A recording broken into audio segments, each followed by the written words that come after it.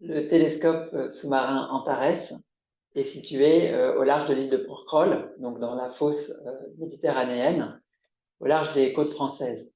Mais c'est une collaboration internationale qui exploite le détecteur et qui est à l'origine de sa construction. En réalité, pour construire des instruments de cette taille, on a besoin de financements qui viennent de diverses origines et on fait appel, bien sûr, à différents pays. Au départ, c'était un effort principalement européen, mais au fur et à mesure que le détecteur s'est construit, a pris des données, on a convaincu un certain nombre d'autres pays, notamment dans la zone méditerranéenne, de nous rejoindre.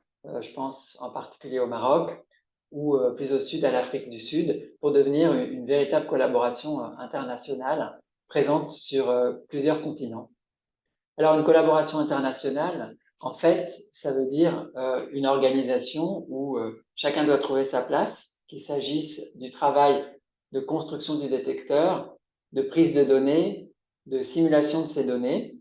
Et puisque chacun prend partie à la réalisation du détecteur, chacun en retour doit venir prendre des données sur place et les exploiter. C'est ce qu'on appelle des shifts dans notre jargon ou des astreintes.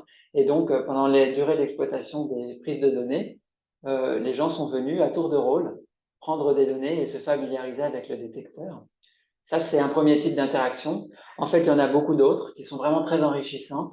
Ce sont les réunions de notre collaboration où on se réunissait à peu près 2 ou 3 fois par an pour discuter de l'évolution du détecteur, de ses performances et des analyses physiques en cours.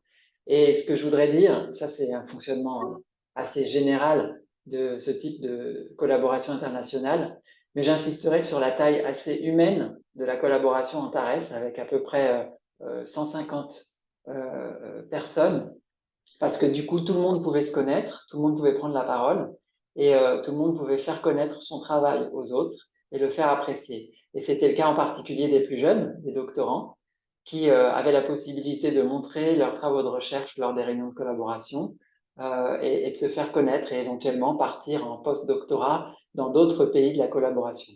Donc des mobilités internationales qui sont, à mon avis, des choses très intéressantes lorsque on s'intéresse à la physique. Donc c'est très différent d'une expérience de physique qu'on ferait dans un laboratoire unique avec des collaborateurs autour de soi. Là, c'est vraiment des échanges internationaux. Je pense que c'était une motivation supplémentaire pour chacun d'entre ceux qui ont participé à l'expérience. Donc, je le retiens comme une aventure humaine très enrichissante et avec une taille qui permettait vraiment des atouts très particuliers.